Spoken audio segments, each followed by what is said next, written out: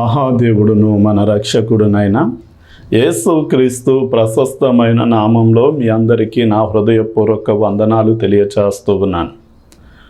మనం లూకాసు వార్త 12వ అధ్యాయం 6-7 వచనాలు చదువుకుని వాక్య సందేశంలోనికి వెళ్దాం. 5 పిచ్చుకలు 2 కాసులకు అమ్మబడును గదా, అయినను వాటిలో ఒకటైనను దేవుని ఎదుట మరువబడదు. మీ తల వెంట్రుకలన్నీ లెక్కింపబడి ఉన్నవి, భయపడకుడి. మీరు అనేకమైన పిచ్చుకల కంటే శ్రేష్ఠులు కారా. ప్రార్థన చేసుకుందాం. తండ్రి, నీకే వందనాలు స్తుతులు చెల్లిస్తున్నాం. ఈ మాటలు ఎవరైతే వింటూ ఉన్నారో వారందరికీ నాయన ఆశీర్వాదకరంగా తెరవబడిన పుస్తకము వలె నీ మనసు, నీ చిత్తము, నీ ఉద్దేశాలను మా మధ్య మీరు విశదపరచండి. వినగల చెవి, గ్రహించగలిగినటువంటి హృదయాన్ని ఇచ్చి నాయన ఈ వాక్యాన్ని విని మా హృదయం అనే పలక మీద వ్రాసుకుని ఆ వాక్యాన్ని అనుసరించి బ్రతికే జీవితం మా అందరికీ దయచేయమని యేసు నామంలో అడిగి వేడుకుంటున్నాం తండ్రి, ఆమెన్.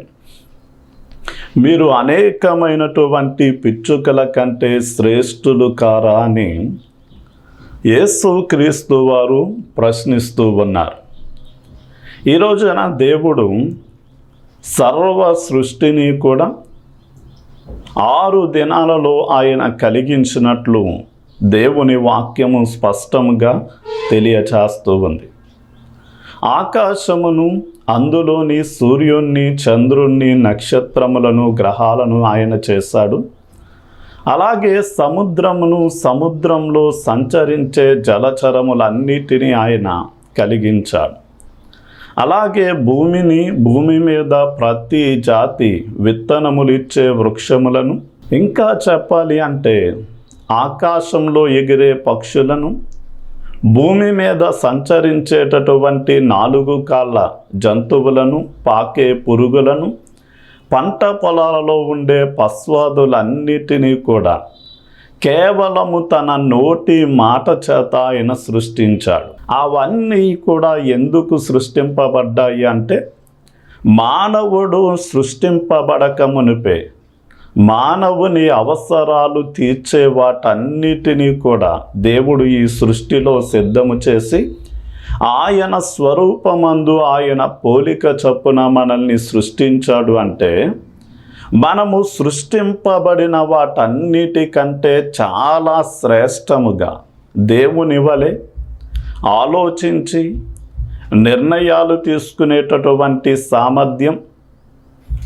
అదేవిధంగా దేవునిలో ఉండేటటువంటి ప్రేమ, మంచితనము, ఇలాంటి దైవికమైనటువంటి పరిశుద్ధత, ఇలాంటి దైవిక సుగుణాలు కలిగిన వారిగా మనము మనకున్నటువంటి హావభావాలను భాష ద్వారా వ్యక్తము చేసేటటువంటి సామర్థ్యాన్ని కలిగి చాలా శ్రేష్ఠులుగా మనము సృష్టింపబడ్డాం. అయితే మనం పిచ్చుకలను గురించి కనుక ఆలోచన చేస్తే లూకాసు వార్త 12వ అధ్యాయం 6వ వచనంలో 5 పిచ్చుకలు 2 కాసులకు అమ్మబడును కదా, అయినను వాటిలో ఒకటైనను దేవుని ఎదుట మరువబడదు అన్నాడు. అయితే వాటిలో ఒకటైనను దేవుని ఎదుట మరువబడదు. మనం పిచ్చుకలు ఎలాంటి స్థితిగతులను చూపిస్తున్నాయి అంటే అవి దిక్కుమాలినవిగా మనకి కనపడుతూ ఉన్నాయి. అందుకనే ఇంటి మీద ఉన్న ఒంటరి పిచ్చుకను నేను అని ఒక భక్తుడు పాట రాశాడు. అది దేవుని వాక్యంలోని. రెండవదిగా ఎన్నిక లేనిది, బలహీనమైనది, విలువ లేనటువంటివిగా మనకి కనపడుతున్నాయి. అందుకనే కాసుకు 2 పిచ్చుకలైతే 2 కాసులెట్టి 4 పిచ్చుకలను కొంటే మరొకటి ఎక్కువగా, అంటే 5 పిచ్చుకలు 2 కాసులకి అమ్మబడుతున్నాయి అంటే అవి ఎంత విలువ తక్కువగా దానిని అమ్మబడుతున్నాయో మనం అర్థం చేసుకోవచ్చు. ఇప్పుడు అంత విలువలేని, దిక్కుమాలిని, బలహీనమైన పిచ్చుకలనే దేవుడు మరవకపోతే మనల్ని ఏ విధంగా కూడా మరిచిపోడు అన్న సత్యం మనం తెలుసుకోవాలి. అందుకనే యెషయా గ్రంథం 49వ అధ్యాయం 14 నుండి 16 వచనాల్లో ఆయన అంటాడు, ఇశ్రాయేలీలు అంటూ ఉన్నారు, దేవుడు మమ్మల్ని మరిచిపోయాడు, మమ్మల్ని విడిచిపెట్టేశాడు అని వారు భావిస్తూ ఉన్నటువంటి సమయంలో దేవుడే తన ప్రవక్త ద్వారా స్వయంగా వారితో మాట్లాడుతూ, స్త్రీ తన గర్భాన్న పుట్టిన బిడ్డను మరుచున, ఒకవేళ వారైనా మరచుదురేమో కానీ నేను నిన్ను మరువను, విడువను, నా అరచేతుల మీద నేను నిన్ను చెక్కుకొని ఉన్నాను అన్నాడు. ఈ రోజున తాను కనిన బిడ్డలను మరిచిపోయే తల్లి తండ్రి ఎక్కడైనా ఉంటారా అంటే దాదాపుగా 100కి 100% తనకు పుట్టిన పిల్లలను మరిచిపోయే తల్లి కానీ తండ్రి కానీ ఉండరు. ఒకవేళ వారైనా మరిచిపోవచ్చేమో కానీ దేవుడు నిన్ను ఎన్నడూ కూడా మరిచిపోడు అన్నటువంటి సత్యం మనము మన మనస్సులో ఒక పునాది రాయిగా మనం ఉంచుకోవాలి. మనం చాలా జాగ్రత్తగా ఆలోచన చేస్తే తల్లి తన బిడ్డను మరుచున, వారైనా మరుచుదురేమో కానీ నేను నిన్ను మరువను అని దేవుడు నీతో మాట్లాడుతూ ఉన్నాడు. అందుకనే మనల్ని ఎన్నడూ కూడా మరిచిపోకుండా తన అరచేతుల మీద మనల్ని చెక్కుకున్నాను అని ఆయన సెలవిచ్చారు. ఈ రోజున ఒక వ్యక్తి మరొక వ్యక్తిని అధికంగా ప్రేమించినప్పుడు ఆ వ్యక్తి యొక్క పేరు కానీ ఏదైనా ఒక సింబల్ కానీ తన శరీరం మీద స్టాట్యూగా పచ్చబొట్టుగా పొడిపించుకుంటూ ఉంటారు. కానీ ఎప్పుడూ కూడా మన దేవుడు మరిచిపోకుండానట్లుగా తన యొక్క అరచేతులలో మనల్ని చెక్కుకొని ఉన్నాను అని ఎల్లప్పుడూ మనము దేవుని కన్నుల ముందున్నాము అన్న సత్యం మనం తెలుసుకోవాలి. రెండవదిగా పిచ్చుకలు దేనిని సూచిస్తున్నాయి అంటే మత్తయి సువార్త 6వ అధ్యాయం 26వ వచనాన్ని బట్టి దేవుడు మన ప్రతి అవసరాలు తీరుస్తాడు అని పిచ్చుకలు మనకి తెలియచేస్తూ ఉన్నాయి. ఆయన అంటాడు, నా నీతిని, నా రాజ్యాన్ని వెదకండి, అప్పుడు మీకు ఏది కావాలో నేను మీకు దానిని అనుగ్రహిస్తాను అని ఆయన సెలవిచ్చి ఆయన మన ప్రతి అవసరాన్ని తీరుస్తాను అనడానికి 2 ఉదాహరణలను ఆ వాక్య భాగంలో ఉంచారు. ఒకటి, ఆకాశ పక్షులను మీరు చూడండి, అవి విత్తవు, అవి కోయవు, పంటను గోదాములలో దాచుకోవు, కానీ ఏ నాటికి కావలసిన ఆహారం ఆ నాటికి ఇచ్చి నేను వాటిని పోషిస్తున్నాను. అదేవిధంగా నేను మీ ప్రతి అవసరాన్ని తీరుస్తానని వాగ్దానం చేశాడు. రెండవ ఉదాహరణ ఏంటి అంటే ఉదయాన్నే పుష్పించి సాయంత్రానికి వాడి రాలిపోయేటటువంటి గడ్డి పువ్వుని అంత అందంగా అలంకరిస్తే నా నీతిని, రాజ్యాన్ని వెదికే వారి యొక్క అవసరాలను తీర్చి వారి జీవితాలను కూడా అంత అందంగా అలంకరిస్తానని దేవుడు మాట ఇచ్చాడు. మనం దేవుని యొక్క మాటను నమ్మకపోతే మనలో ఉన్నటువంటి అవిశ్వాసం మనకి భయాన్ని, ఆందోళనను, కల్వరాన్ని కలిగిస్తుంది. అందుకనే యేసయ్య దోణిలో అమరమున నిద్రిస్తూ ఉండగానే యేసయ్య యొక్క శిష్యులు ఆ దోణె నీళ్లతో నింపబడడం, గాలి తుఫాను చేత కొట్టబడుతూ తొలికిచ్చులాడి మునిగిపోయే పరిస్థితిలో యేసయ్య దగ్గరకు వెళ్ళి, యేసయ్య యేసయ్య మేము నశించిపోతున్నాం, నీకు చింత లేదా అన్నప్పుడు ఆయన అల్ప విశ్వాసులారా ఎందుకు సందేహపడుతురి అని వారి అవిశ్వాసాన్ని గద్దించి ఆయన లేచి గాలిని, సముద్రాన్ని గద్దించినప్పుడు అది నిమ్మలపరచబడింది. అంటే మనలో దేవుని పట్ల అవిశ్వాసం, అపనమ్మిక ఉన్నప్పుడు ఎవరు నా అవసరాలు తీరుస్తారా అని భవిష్యత్తును గురించి మనం భయమును, ఆందోళనను కలిగి ఉంటాం.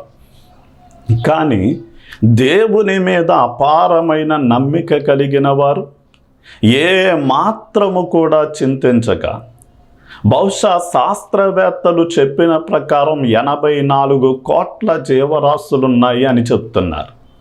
వాటన్నిటికీ ఏ నాటికి కావలసిన ఆహారం వాటికి ఇచ్చి దేవుడు పోషిస్తున్నాడు అంటే, దిక్కులేని, అల్పమైన, ఎన్నిక లేనటువంటి, మరో మాటలో చెప్పాలి అంటే విలువ లేనటువంటి చిన్న చిన్న పిచ్చుకల మీద ఆయన దయ చూపించి వాటి అవసరాలు తీరుస్తున్నారు. అంటే వాటికంటే శ్రేష్ఠులం దేవుని సంతానమైనటువంటి మన అవసరాలను దేవుడు తీర్చడంటే 100కి 100% దేవుడు మన అవసరాలను తీరుస్తాడు.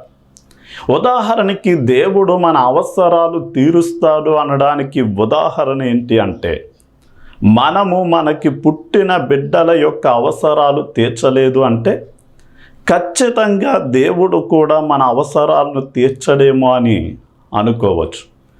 కానీ అడగకుండానే వారికి కావలసిన వస్త్రాలు ఇస్తూ ఉన్నాం, ఉదయాన్న టిఫిను, మధ్యాహ్నము, సాయంకాలము భోజనం పెడుతూ ఉన్నాం, మధ్యలో వారికి ఎండాకాలంలో ఐస్ క్రీములు, ఇంకా చెప్పాలి అంటే విలువైనటువంటి స్నాక్స్ను వారికి సిద్ధపరుస్తూ ఉన్నాం, వేలు లక్షల రూపాయలు ఫీజులు కట్టి మంచి చదువులు చదివిస్తూ ఉన్నాం, సమయోచితంగా వారికి కావలసినవన్నీ మనము సిద్ధపరిచాము. అంటే ఒక తల్లిగా, తండ్రిగా నీకు పుట్టిన బిడ్డల మీదే నీకు అంతటి ప్రేమను నీవు కలిగి ఉంటే, నిన్ను సృష్టించిన వాడు, నీకు తండ్రి అయినటువంటి దేవునికి నీ మీద ఎంత అపారమైన ప్రేమ, ఎంత ఆప్యాయత ఆయనకి కలిగి ఉన్నాడు అంటే, ఆయన నీ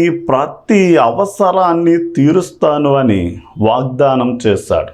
కనుక భవిష్యత్తులో నన్ను ఎవరు చేర్చుకుంటారు, ఎవరు నా అవసరాలు తీరుస్తారు, ఎవరు నా బాధలో ఆదరణగా నిలబడతారు అని నీవు చింతిస్తూ ఉంటే, నీవు నీ చింత యావత్తును ప్రార్థన ద్వారా యేసయ్య మీద వేస్తే, ఆయన సమయోచితంగా తన గుప్పిలి విప్పి సమస్త జీవరాశుల కోరిక తృప్తిపరిచే దేవుడు నీ హృదయ వాంఛలను కూడా తీరుస్తాడు అని మనము గుర్తించాలి. ఉదాహరణకి కల్వరి శిలువలో వేలాడుతూ ఉన్న యేసయ్య అప్పటికే 39 కొరడా దెబ్బలను కొట్టించుకున్నాడు. ఆ కొరడాకి చివరన 9 కుక్కలు ఉన్నాయి. అది ఆయన శరీరంలో దిగబడి మాంసము ముద్దలుగా లాగివేస్తూ చర్మమును చీల్చివేస్తూ ఉన్న సమయం. అలాంటి దెబ్బలు తిన్నాడు, ముఖం మీద పిడుగుద్దులు గుద్దించుకున్నాడు, కాండ్రగించి ముఖం మీద ఉమ్మివేశారు, పదునైన ముళ్ళతో కిరీటము చేసి ఆయన తలలో అదిమి దించారు. ఆయన్ని మ్రాను మీద పడుకోబెట్టి కాళ్ళలో చేతులలో శీలలు కొట్టారు. ఆయన భూమికి ఆకాశానికి మధ్య వేలాడుతూ ఆయన చివరి స్టేజీలో ఎంతో బాధ, వేదనను అనుభవిస్తూ ఉన్నప్పుడు ఆ శిలువ చెంత చేరి ఏడుస్తూ ఉన్న ఆయన్ని ప్రేమించిన సమూహాన్ని యేసయ్య చూశాడు. అందులో కుమారుని కోల్పోతూ ఎంతో వేదనతో బాధపడుతున్న తల్లి వైపును చూసి, వృద్ధాప్యంలో ఉన్న తన తల్లికి ఆహారం కావాలి అని, తన అవసరాలు తీర్చేవారు కావాలి అని, ఆమెకు నివాసం కావాలి అని, ఆమెకు ముసలితనంలో ఆదరణ, భద్రతను కావాలి అని యేసయ్య గుర్తించి, అమ్మ ఇదిగో నీ కుమారుడు అని యోహానును చూపించి, అంటే యోహాను ఇదిగో నేను లేకపోయినా అతడు నీకు కుమారుడుగా ఉండి నీ ప్రతి అవసరాలను తీరుస్తాడు అని యేసయ్య చెప్పి యోహానుని కుమారునిగా ఆమెకు అప్పగించాడు. యోహాను వెంటనే ఆమెను తన ఇంటిలో చేర్చుకుని వృద్ధాప్యంలో ఉన్న తన ప్రతి అవసరాలను ఆయన తీర్చినట్లుగా మనం చూడవచ్చు. కనుక పిచ్చుకలు దేవుడు మనల్ని మరిచిపోడు అని చూపిస్తున్నాయి. రెండవదిగా పిచ్చుకలు దేవుడు మన ప్రతి అవసరాన్ని తీరుస్తాడు అని చూపిస్తున్నాయి. మూడవదిగా దేవుని యొక్క వశంలో మనం ఉన్నాము అని చూపిస్తున్నాయి. మనం మత్తయి సువార్త 10వ అధ్యాయం 29వ వచనాన్ని గనక మనం చదువుకోగలిగితే, 2 పిచ్చుకలు కాసుకు అమ్మబడును కదా, అయినను మీ తండ్రి సెలవు లేక వాటిలో ఒకటైనను నేలన పడదు అంటాడు. అంటే మీ తండ్రి సెలవు లేకుండా వాటిలో ఒకటైన నేలను పడదు అని ఆయన మాట్లాడుతున్నాడు. అంటే ఈ రోజున చాలామంది మన జీవితం, మన కాలగతులు దేవుని వశంలో ఉన్నాయి అని నమ్మక వారిని వారు చాలా జాగ్రత్తగా చూసుకుంటూ ఉన్నారు. మనం కీర్తనల గ్రంథం 50వ అధ్యాయం 10 నుండి 11 వచనాలకు వచ్చేసరికి చాలామంది దేవునికి ఏదో కొదువైనట్లుగా మేకలను కోడెలను బలిగా అర్పిస్తూ మాకు కలిగినది దేవునికి ఇస్తున్నాము అని భావిస్తూ ఉంటే దేవుడు అలాంటి వారితో మాట్లాడుతూ ఉన్నాడు. అడవిలోని మృగాలన్నీ నావి, 1000 కొండల మీద పశువులన్నీ నా వశంలో ఉన్నాయి, ఆకాశ పక్షులు అలాగే పంట పొలాలలో నివసించే పశ్వాదులు నావి, భూమి దాని సంపూర్ణత అంతా కూడా నాదయ్యున్నది అన్నాడు. అంటే మనము సృష్టిలో ఉన్న ప్రతిదీ కూడా ఎవరికి చెందినది అంటే దేవునికి చెందినది. అలాంటి సమయంలో మనము గుర్తించవలసిన విషయం ఏంటి అంటే, ఆకాశంలో ఎగురుతున్న పక్షులైనా, భూమి మీద సంచరిస్తున్న 4 కాళ్ళ జంతువులైనా, పాకేటటువంటి పురుగులైనా, సముద్రంలో సంచరిస్తున్న జలచరాలైనా దేవుని యొక్క వశంలో ఉన్నాయి. అలాంటిది ఆయన స్వరూపంలో, ఆయన పోలికలో చేయబడిన మనం పూర్తిగా మన కాలగతులు దేవుని వశంలో ఉన్నాయి అని మనం గుర్తించాలి. చాలామంది దైవజనులు, ప్రవీణ్ ప్రగడాల గారు మరణించినప్పుడు చాలామంది క్రైస్తవుల హృదయాలు చాలా బాధకి, వేదనకి గురయ్యాయి. ఏంటి, ఒక దైవజనునికి ఇలాంటి పరిస్థితి సంభవించింది ఏంటి అని వేదన చెందారు. కానీ మనం గుర్తించవలసిన విషయం ఏంటి అంటే, ఒక విలువలేని, దిక్కులేని, ఎన్నిక లేనటువంటి లేక ఒక పిచ్చుక దేవుని సెలవు లేకుండా నేలను పడదు అంటే, మరణించదు అంటే, అంత గొప్ప దైవజనుడు మరణించాడు అంటే, ఒకవేళ అతడు క్రీస్తు కోసం హతసాక్షిగా మారడం దేవుని చిత్తము, దేవుడు అనుమతించిన కారణము చేతే అది జరిగి ఉంటుంది.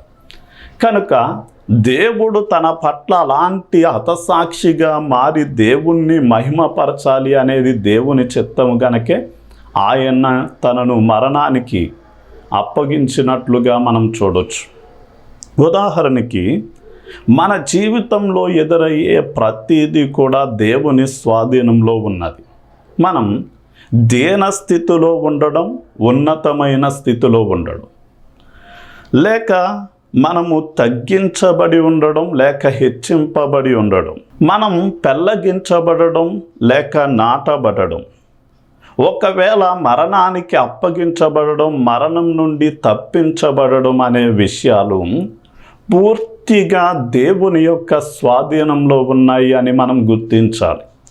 ఉదాహరణకి యేసుక్రీస్తు వారు ఎందుకు ఈ లోకానికి వచ్చారు అంటే, మానవులందరి పాపం పరిహరించబడడానికి, ఒక యజ్ఞ పశువుగా సిలువలో మరణించడానికి ఆయన పుట్టాడు. అంటే మనుష్యుల పాప పరిహారార్థం మరణించడానికి పుట్టిన ఏకైక వ్యక్తి యేసు ప్రభువుల వారు.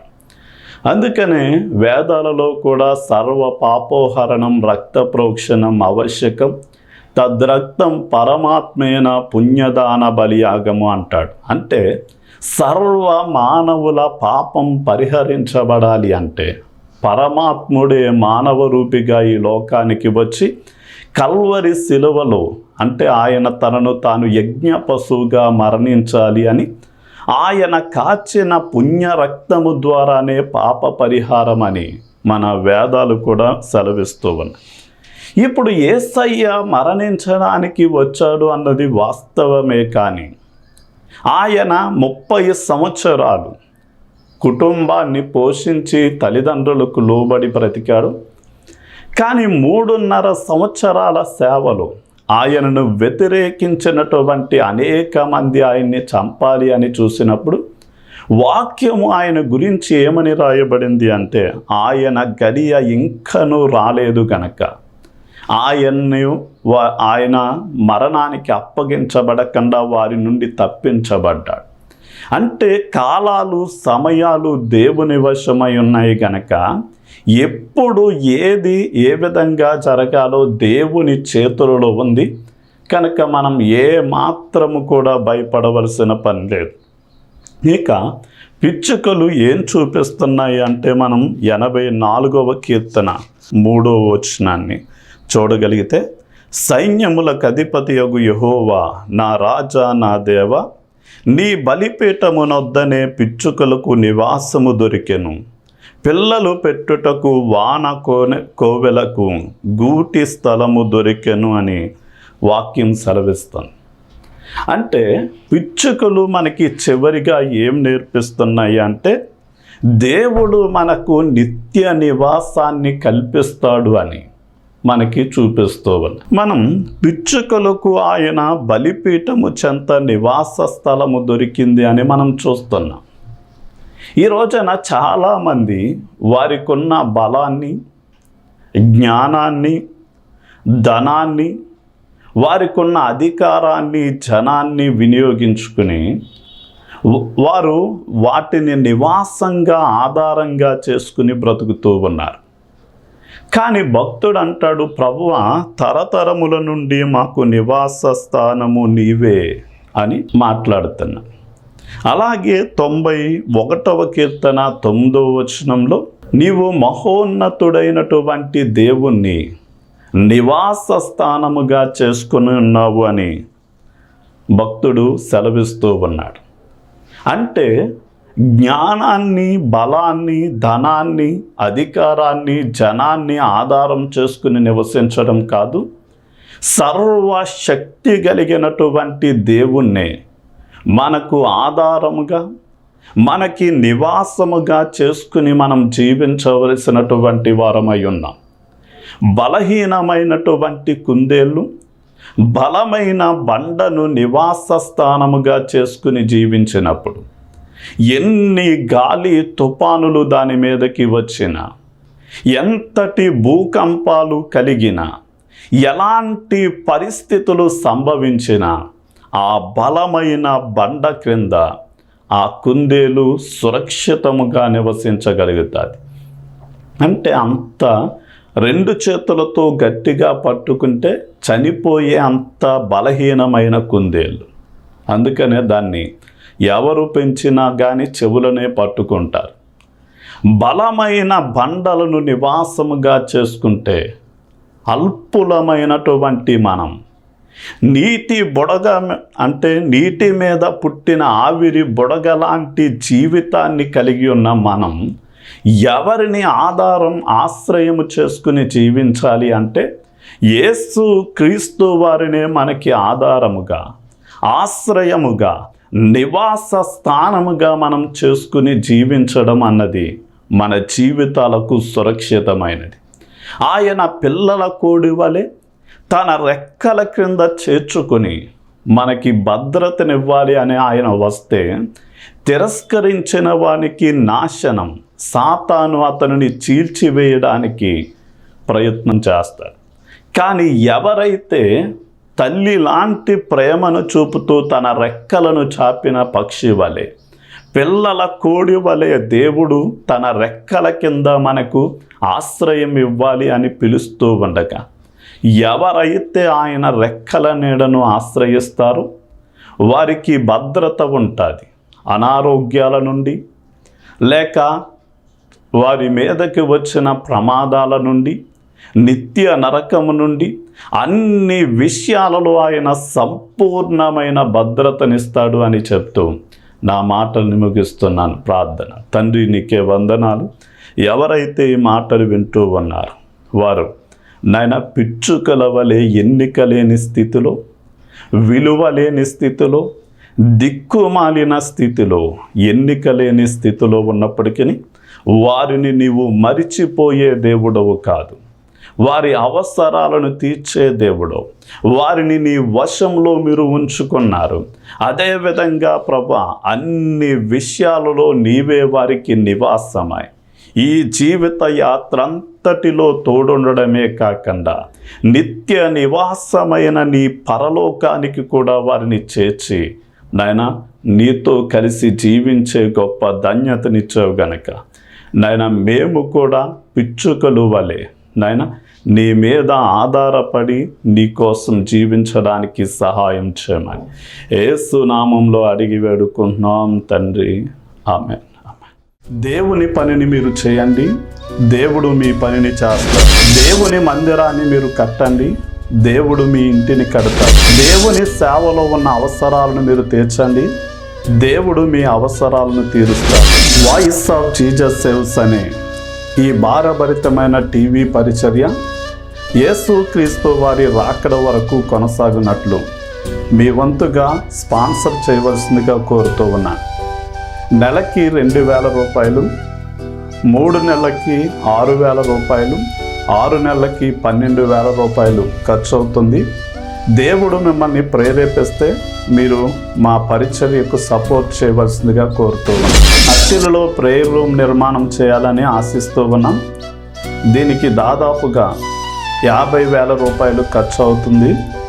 కనుక దేవుడు మిమ్మల్ని ప్రేరేపిస్తే గనక ఈ ప్రేయర్ రూమ్ నిర్మాణం కోసం మీరు సహకరిస్తే మీ కుటుంబం, మీరు చేసే ఉద్యోగం, వ్యాపారం, అన్ని ప్రయత్నాల్లో మీకు జయం కలగాలని ప్రార్థిస్తాం. రైలింగ్లో ప్రస్తుతం ఉన్న చిన్న మందిరం వచ్చిన విశ్వాసులకు సరిపోవటం లేదు. ఒక పెద్ద స్థలాన్ని తీసుకోవాలని ఆశపడుతూ ఉన్నాం. అయితే గజం 5,000 రూపాయల రేట్లో ఉంది. మీ వంతుగా దేవుడు మిమ్మల్ని ప్రేరేపిస్తే కొన్ని గజాల స్థలానికి మీరు స్పాన్సర్ చేయవలసిందిగా కోరుతూ ఉన్నాం.